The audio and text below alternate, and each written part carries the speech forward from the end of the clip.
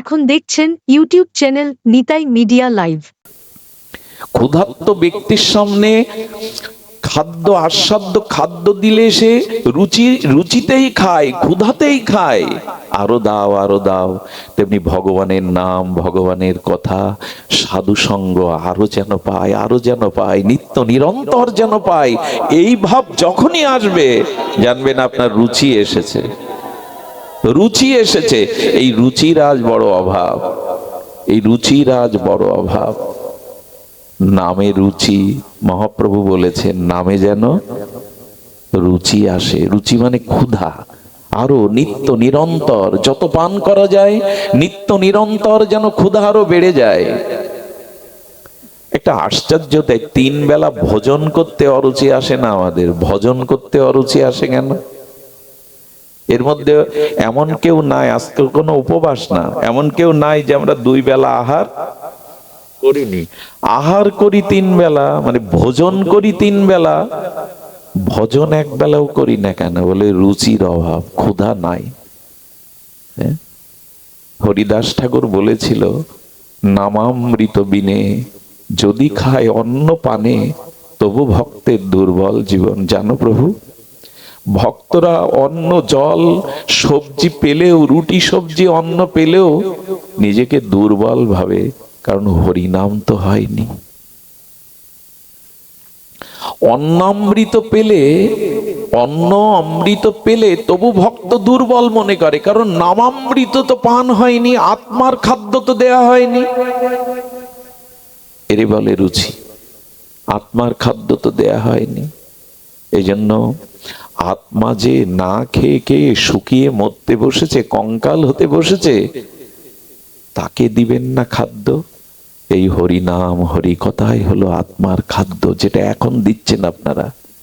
এই দিচ্ছেন বিদায় এখন কোনো কারো মনে অসৎ চিন্তা, বিকার এগুলো আসছে না। এগুলো আত্মা, আর কত দেহকে সাজাবেন, আত্মাকে সাজান। হরি কথা হরি নামে আত্মাকে সাজান। আত্মা সুন্দর করতে না পারলে, আত্মা তো সুন্দর, কিন্তু আপনার রুচি আসক্তি ভগবত ভজনের দ্বারা আত্মাকে পরিপাটি করুন।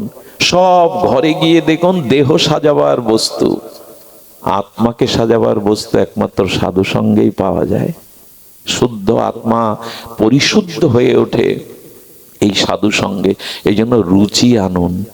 এই রুচি যদি না আসে তাহলে জানবেন ভক্তি অপরাধ এবং পাপের দ্বারা অন্তরায় হয়ে যাচ্ছে। রুচি বাড়ান। আমার কি মনে হয় জানেন, মাঝে মাঝে খেদ ওঠে।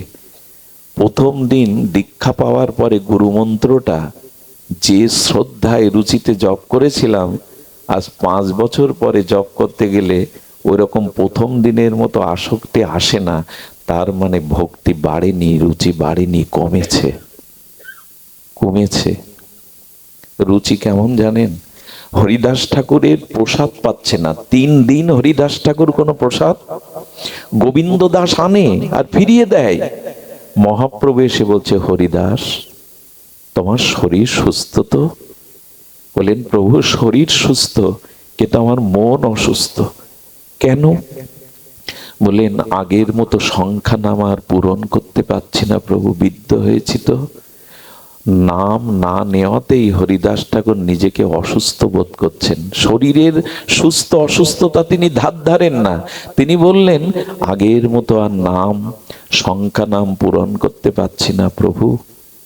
এই দিনই জগৎকে হরিদাস জানালো, শরীরের অসুস্থতা প্রকৃত অসুস্থতা নয়, ভগবানকে ভজন না করতে পারাই হলো অসুস্থতা। তাকে ভজন না করাই হলো অসুস্থতা।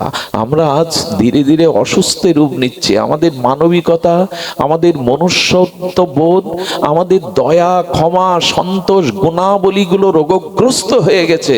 তার কারণ আমাদের হৃদয়ে ভগবানের নাম স্মরণ চিন্তা এগুলি নাই। এই জন্য আমাদের চিন্তাটা, আমাদের মনোবুদ্ধিটা অসুস্থ হতে বসেছে। রুচি কেমন জানেন? আহা, একটু ধ্যান দিন, যদিও রাত হয়ে গেছে। রুচি কাকে বলে দেখুন। মহাপ্রভু লীলাচল ক্ষেত্রে জগন্নাথের আরতি দেখতেন গরুর স্তম্ভের ওখানে দাঁড়িয়ে। এবং জগন্নাথের দিব্য আরতি দর্শনের জন্য মানব প্রাচীর পড়ে যেত। মানব প্রাচীর পর্যন্ত সব সারি সারি দাঁড়াতো। একজন একটি খর্বকায়, মানে একটু বেটে খাটো একজন মা, ও জগন্নাথের আরতি দর্শনের ব্যাকুলতায়, তীব্র উৎকণ্ঠায় ছুটে এসেছে, কিন্তু এই যে মানব প্রাচীর ভেদ করে জগন্নাথের আরতি দেখতে পাচ্ছে না, ছটপট করছে। দেখো রুচি কাকে বলে। হঠাৎ দেখছে পাশে যেন কে দাঁড়িয়ে, ওনার ওই ব্যাকুলতায় উনি বুঝতে পারেননি ওখানে স্বয়ং মহাপ্রভু দাঁড়িয়ে। আপনারা জানেন যে মহাপ্রভু ত্যাগ বৈরাগ্যের মূর্তি। ওনার এই কঠোর ত্যাগ বৈরাগ্য আমাদের শিক্ষার জন্য দিয়ে গেছিলেন। তৎসময় সন্ন্যাসের পরে উনি নারী মূর্তি দর্শনও করতেন না তেমন, কিন্তু সেই মহাপ্রভুকে একা দেখে ব্যাকুলতায় এই খর্বকায় মাটি কি করলো জানেন? পাঁচিলের উপরে একটা পা দিয়ে আর গৌরহরির স্কন্ধে একটা পা দিয়ে আরতি দেখছে। মহাপ্রভুর স্কন্ধে একটা মা পা দিয়েছে, গোবিন্দ দাস টেনে যখন নামাতে যাবে, অনুভবী মহাপ্রভু ইশারায় নিষেধ করলেন, ওকে নিষেধ করো না। মাটি আরতি দেখতে দেখতে, জগন্নাথের রূপ ও মাধুর্য মহিমা দেখতে দেখতে সজল নয়নে ওনার অঙ্গ কাঁপছে। মহাপ্রভু ভাবছেন এই কম্পিত ভক্তির তরঙ্গে পড়ে যেতে পারে। মহাপ্রভু ওনার পাটা হাত দিয়ে আটকে ধরেছেন যাতে না পড়ে যায়, যাতে ভগবানই তো ধরে, ভগবান পড়তে দেয় না। আরতি বিশ্রামের পরে যখন সম্বিত ফিরে পেল, দেখছি নিয়ে কি করেছে আমি, মহাপ্রভুর শ্রী অঙ্গে স্কন্ধে আমি পা দিয়েছি। নিজের অপরাধ বোধে অনুশোচনায় দগ্ধীভূত হয়ে ধুলায় পড়ে গেছে, প্রভু ক্ষমা করো। আমি কোটি জন্ম নরকে পচে মরলেও আমার এই অপরাধ, এই পাপ স্খলন হবে না, তুমি ক্ষমা করো। মাটি যখন এইভাবে হাত পেতে ধুলায় লুটিয়ে ক্ষমা পাচ্ছেন, মহাপ্রভু বলছেন, ওঠ মা, তুই আমার কাছে কি ক্ষমা চাইছিস, বরঞ্চ আমায় দে না। মহাপ্রভু হাত বাড়িয়েছে, আমায় দে না। জগন্নাথ দর্শনে তোর যে রুচি, তোর যে আসক্তি, ওটা আমারও নেই, দে মা, যেন জগন্নাথ দর্শনে আমারও ওই রুচি হয়, দে, আমাকে দে, ওই রুচিটা আমায় দে। আমরাও তো মন্দিরে ভগবান দেখি, গৌর হরি দেখি, ঠাকুরকে দেখি, আমরা সাক্ষাৎ দেখার মতো রুচি হয়তো তুমি দাঁড়িয়ে আছো। রুচি যদি না আসে, ভাব আসবে না, মুখে বললেই ভাব আসবে না। ভাব সাধারণ জিনিস না, ভাব এলো তো প্রেম এসে গেল, ভক্তি এসে গেল। এই দুর্লভ প্রেম ভক্তি সহজে পাই না, এই জন্য রুচি চাই, রুচি চাই, যেন হরি নামে, হরি কথায়, ভগবত দর্শনে, ধাম দর্শনে রুচি হয়। আমরা অনেকেই ধামে যাই, ওরাকান্দি তো পাশেই, বৃন্দাবন ধামে যায়, নবদ্বীপ ধামে যায়। ধামে যাওয়ার জন্য প্রস্তুতি থাকে তো আমাদের, কিভাবে ধামে যেতে হয় আপনাদের মনে আছে? চিত্রকূটে রঘুপতি রাম আছে, ভরত তাকে ফিরিয়ে আনতে যাচ্ছে। কিভাবে যাচ্ছে জানেন? গুরুদেব আছে, হাতি ঘোড়া রথ আছে, কিন্তু ভরত রথে না উঠে খালি পায়ে হেঁটে চলেছে। কার কাছে কিভাবে যেতে হয় এটা জানতে হয়। জানতে হয় মানে যারা প্রভু দর্শনে যাচ্ছেন, তো ভরত খালি পায়ে, একজন দশরথ চক্রবর্তী সম্রাটের ছেলে ভরত খালি পায়ে যাবে কেন? কেন যাচ্ছে জানেন? রথে কেন যায়নি জানেন? আমার মতো পাপীর জন্য আমার প্রভু এই পথ দিয়েই বনে গমন করেছেন, রথে তো প্রভু যাননি। এই জন্য নিজে রথ এনেছেন প্রভুকে ফিরিয়ে নেওয়ার জন্য। সবাই ভাবছে বাহ, বনে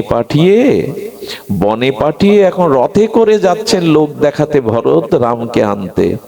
কিন্তু রথ নিয়েছেন নিজের জন্য না, যদি প্রভুকে ফিরিয়ে আনি তাকে রথে করে আনবো।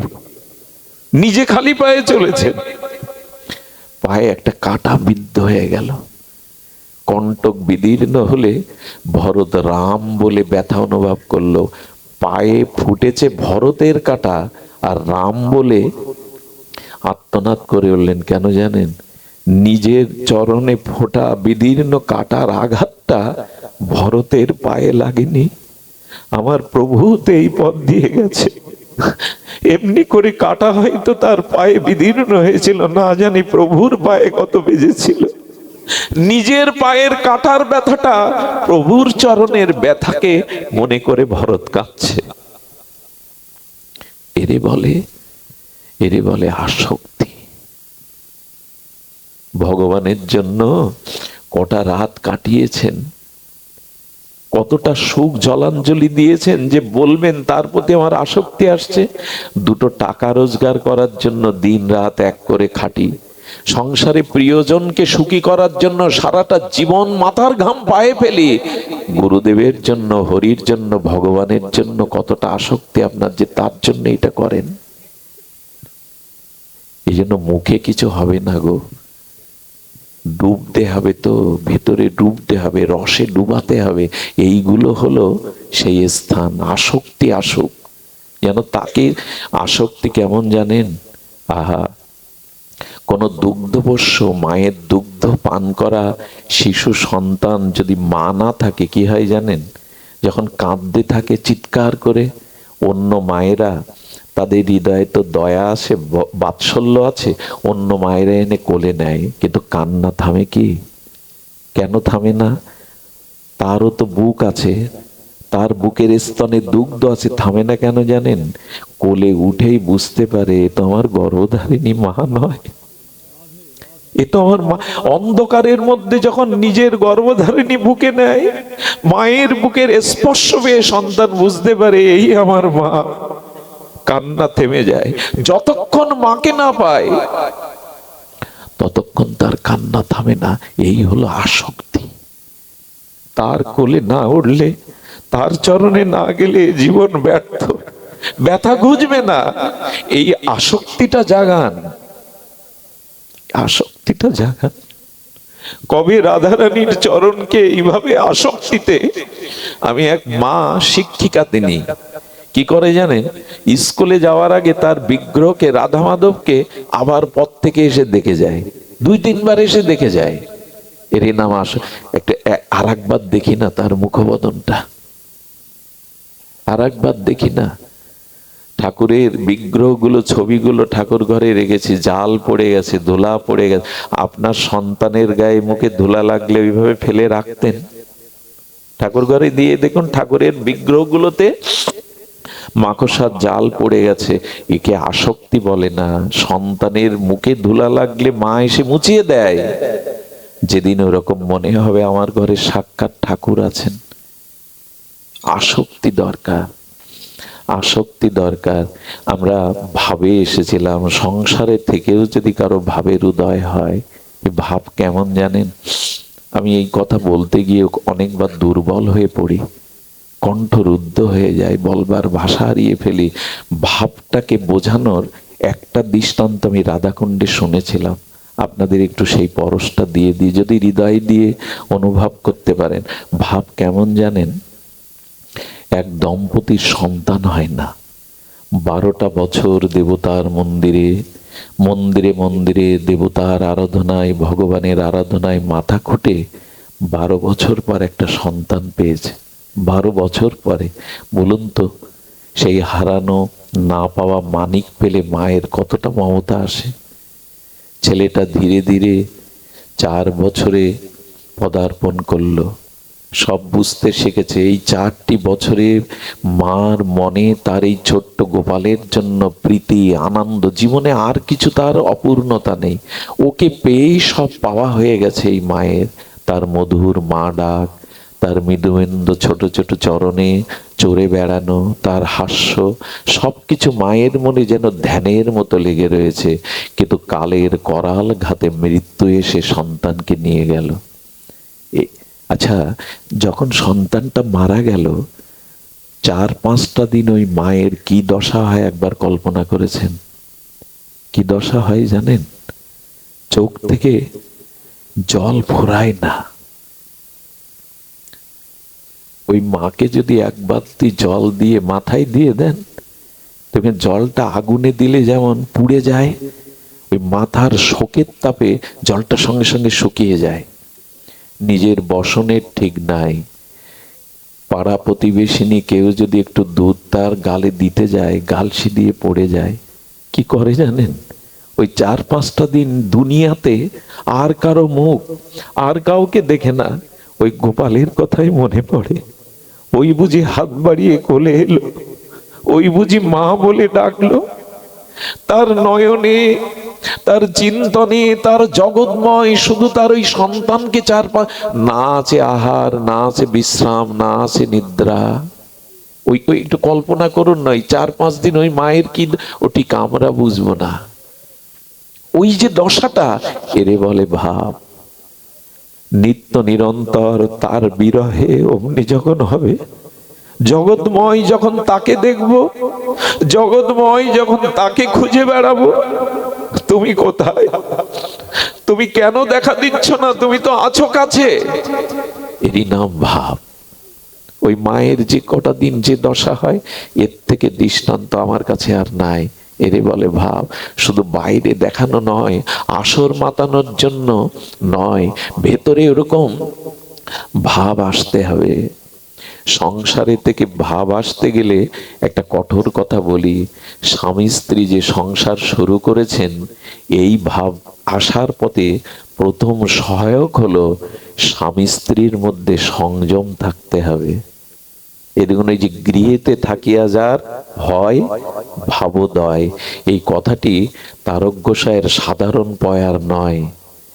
এই কথাটিকে যদি খুব মূল্যায়ন করেন, দেখবেন সংসারে স্বামী স্ত্রীর মধ্যে যদি কাম ভাবের থেকে ভগবত ভাব বেশি থাকে, সেই সংসারই ধন্য। সব সংসার ধন্য নয়। ভাবের উদয় হলেই তবে ওই সংসার শ্রেষ্ঠ। আর যদি কামের উদয় হয়, ওই বুলি বলে আওড়ানো যাবে না যে সংসার ধর্ম শ্রেষ্ঠ। কার সংসার ধর্ম শ্রেষ্ঠ?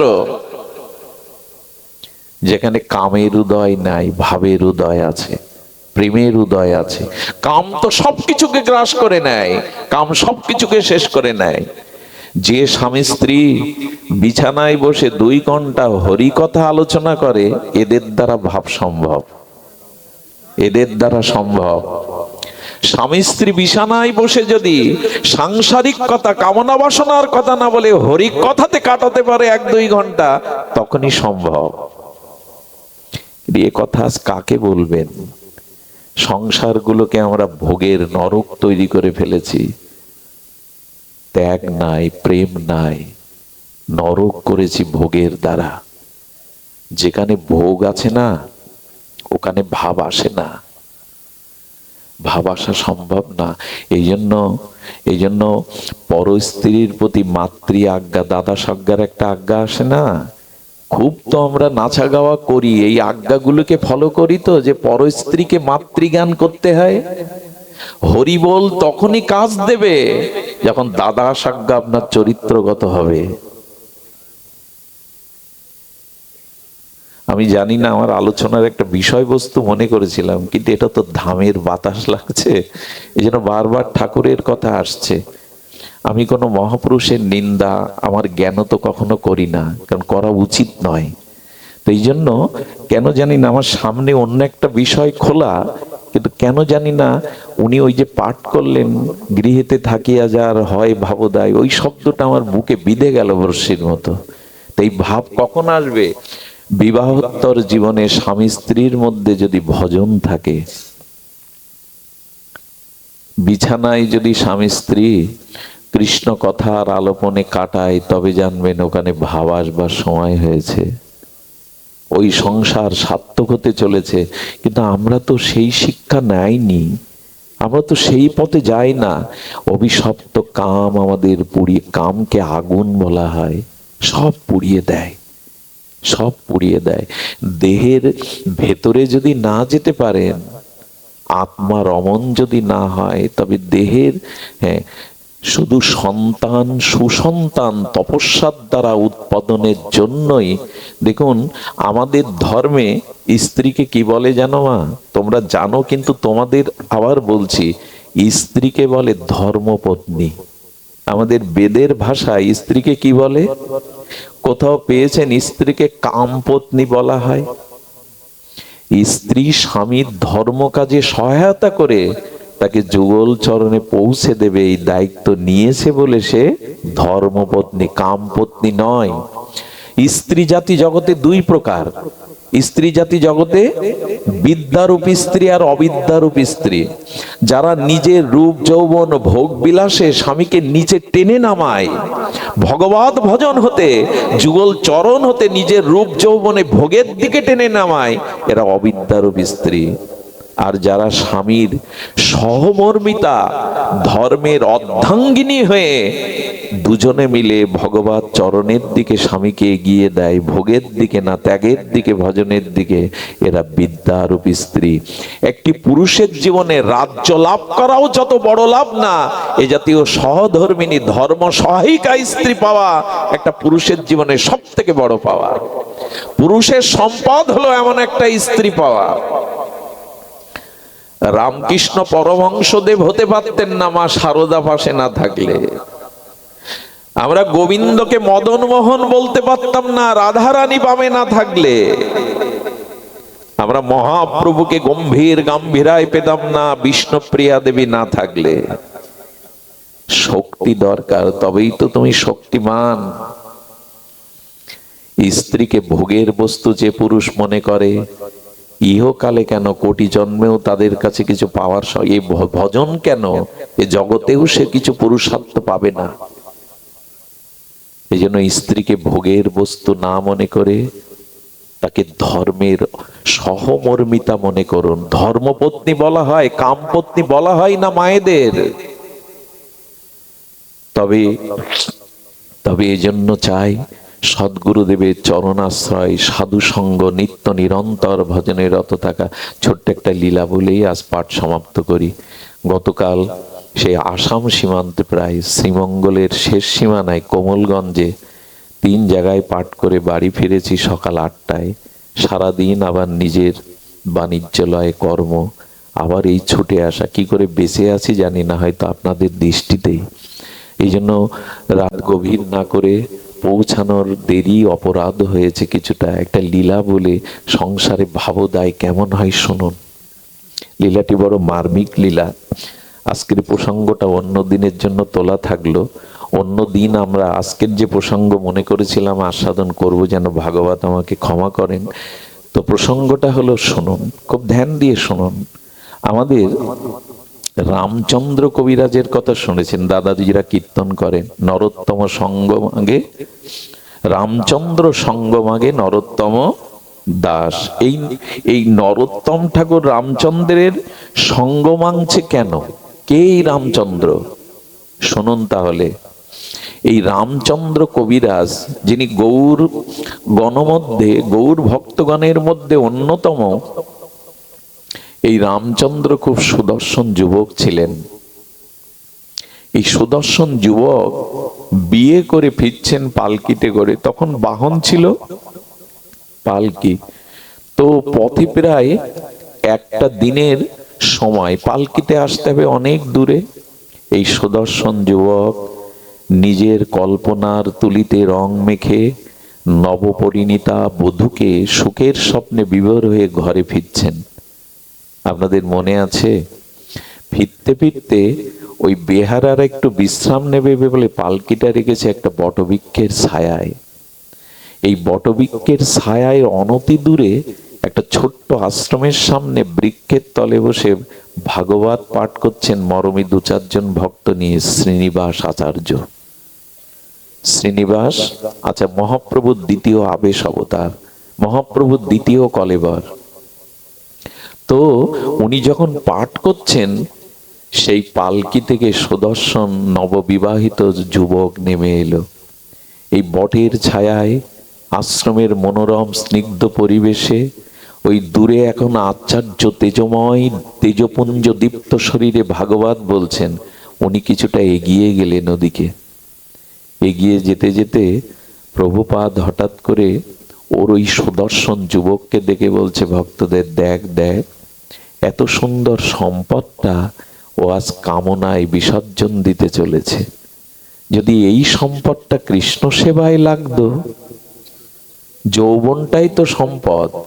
ভজন যদি করতে হয় কৈশোর যৌবনেই করতে হয়। আমাদের দেশের, আমাদের সনাতন ধর্মের একটা ভুল ধারণা হলো ধর্ম বৃদ্ধ বয়সের হয় না। এই ধারণা থেকে বেরিয়ে আসুন। কৌমারাং আচারিত প্রাজ্ঞ ভাগবত ধর্মান, প্রহ্লাদ মহারাজ বলেছেন না, কৈশোরে ছাড়া নৌকাটা ছাড়তে হবে তো উজানে, নাহলে জায়গা মতো পৌঁছাতে পারবেন না। এই জন্য সন্তানদের অন্তত এমএ পাস করান আর বিএ পাস করান, মাস্টার, ডাক্তার, ইঞ্জিনিয়ার বানান, একটু ভক্ত বানান, নাহলে সমাজটাই, জাতিটাই, ধর্মটা শেষ হয়ে গেল। একটু এদের হরিভক্ত বানান, একটু ভক্তির ধারায় এদের আনুন। বৃদ্ধ বয়সে হয় না, হওয়া সম্ভব নয়। এই জন্য প্রত্যেক মহাপুরুষই এই কথা বলেছেন। তো ওই যুবককে দেখে বললেন, এই সম্পদ রূপ যৌবনটা যদি কৃষ্ণ সেবায় লাগতো, এই যে কৃষ্ণ সেবায় লাগতো, এই কথা কিছু কিছু শব্দ আছে ওটা বুকে আটকে যায়, যন্ত্রণা দেয়। বললেন এই যৌবনটা যদি কৃষ্ণ সেবায় লাগতো, উনি এই কথা বললেন কেন? আর মহাপুরুষের কথা তো, আচার্যের কথা তো, কথাটা ওনার হৃদয়ে বিদ্ধ হয়ে গেছে, মানে বিঁধে গেছে বর্ষির মতো। ঘরে ফিরে গেল বটে, কিন্তু ওই কথা তার হৃদয় থেকে যাচ্ছে না। ফুলসজ্জার রাত, ফুল দিয়ে সাজানো সুখসজ্জা, আর এই মনোরমা সুন্দরী রমণী চেয়ে চেয়ে দেখছে, যার গলায় বড়মাল্য দিয়ে জীবন যৌবন সপেছে, তার দৃষ্টি আমার দিকে নেই। দরজাটা আগলা করে ওই আচার্যের যেদিকে, ওই দিকে তাকিয়ে ঝরঝর করে কাঁদছে। কেন বললেন এই সম্পদটা যদি কৃষ্ণ সেবায় লাগতো? মহাজন বাক্য তো শক্তি আছে, ওটা হৃদয়ে কথাটা তীব্রতাকে যেন কষ্ট দিচ্ছে। কেন এই কথা বললেন? সাধারণ স্ত্রী না, প্রণাম করে কি বললেন জানেন? আমি আপনার যোগ্য নই বলে কি আমার দিকে চাইছেন না?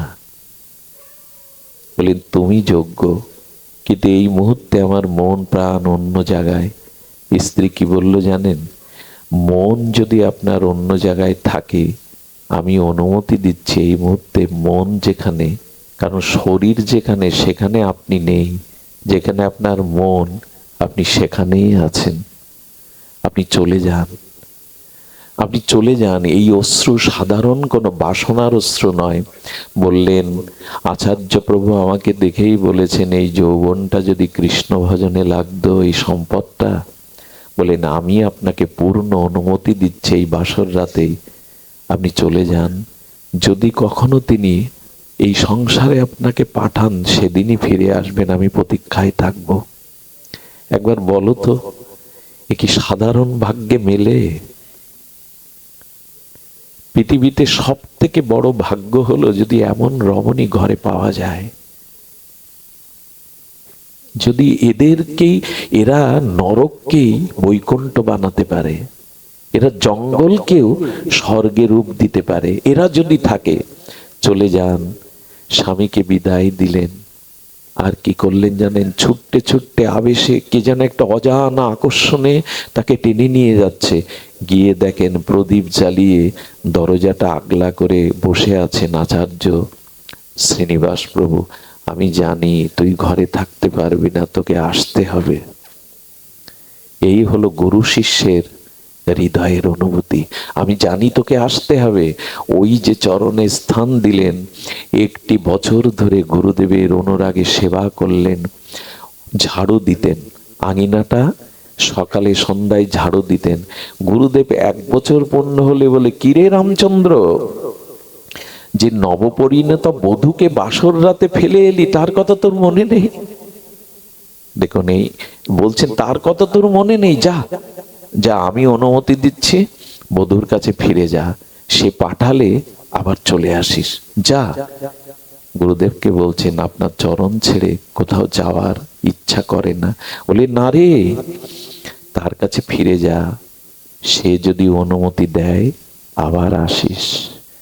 দূর দূর বুকে, দূর দূর ভয়ে এক একটা পা ফেলছে। কেন জানেন? যদি আটকে দেয়, যদি সংসারে আটকে দেয়। গৃহে এসে কি দেখলো জানো মা? তুলসী তলায় আলতা পায়ে, গলে আঁচল দিয়ে ভক্তি দেবীর কাছে প্রার্থনা করছে সে যেখানে আছে যেন গুরু চরণে সেবা নিয়ে থাকতে পারে, যেন ভজনে থাকতে পারে। এই তুলসী তলায় এখন আর মায়েদেরকে আমরা দেখি না। এটা আগেকার ঠাকুরমারা দাঁড়াতো, সেই দৃশ্যটা মনে পড়লেও ভক্তা হাহাকার করে ওঠে। ওই পূর্বপুরুষের উদ্দেশ্যে প্রতিদিন তারা তুলসী তলায় প্রদীপ জ্বালতো। এই দৃশ্যগুলো হারিয়ে গেছে। আমরাও অনেকটা সেই দৃশ্য থেকে সরে আসতে আসতে আজকে তো সন্ধ্যাটাও ভালো করে দেয়া হয় না ঘরে। আমরা মনে করি কি তিনটে শঙ্কে ফু দেওয়া আর ওই একটু জল ছিড়ানোই মানে সন্ধ্যা। সন্ধ্যা কাকে বলে জানেন? ভগবানকে সন্ধান করার নামই হলো সন্ধ্যা।